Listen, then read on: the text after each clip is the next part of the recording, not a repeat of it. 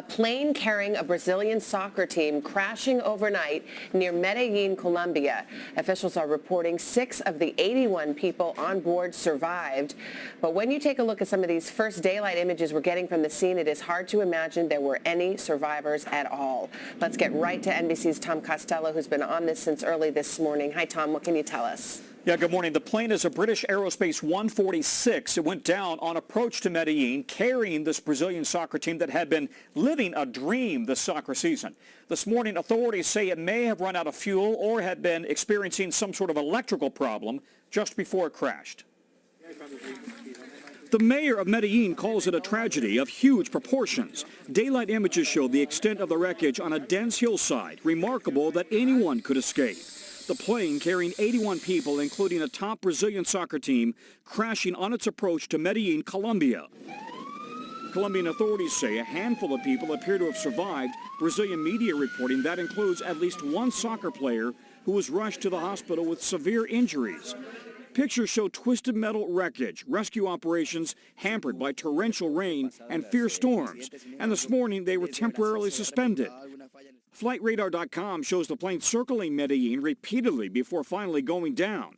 One ambulance driver told a Colombian journalist the only way to reach the plane was to drive a 4x4 backwards in a muddy track. The charter plane flying from Bolivia circled the airport many times. The pilot reportedly told the control tower of electrical problems on board. One journalist in Colombia told Britain's Sky News he was surprised the plane was allowed to fly in such bad weather.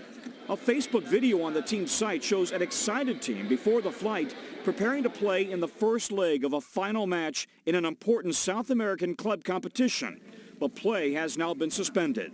At least 15 journalists also reportedly traveling on the charter plane. Chapecoense is a fairy tale success story.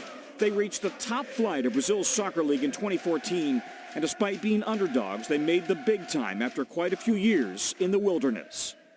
Chapecoense, the president of that Brazilian soccer club, said this morning they were going off to make our dreams come true, but their dreams were dashed. This story really has been rocking the football world this morning, especially when you consider who this team are and where they've come from. Chapecoense are a small team from Chapeco in Brazil. They were only founded in 1973, and in the past few years, they've been on something of a fairy tale story run. They've gone all the way up to the top flight of Brazilian Serie A. That's the top flight of Brazilian football. They achieved that just 2 years ago. And then since then, they've gone on to reach the finals of the Copa Sudamericana. Now, for those people familiar with European football, that is the equivalent of, say, the Europa League Cup in Europe. They were due, as you say, to play in the first match of a 2-leg final taking place against Atletico Nacional tomorrow. That is on Wednesday. And the winner of that would have gone on to play in the top continental competition in South America. So there was a lot on the line for this team. And what's interesting, I think, an interesting insight into this particular team, Ivan, is that apparently all of the players who played for this side were Brazilian, which is very unusual for a top-flight team in South American football. It just shows that they were a very close-knit community.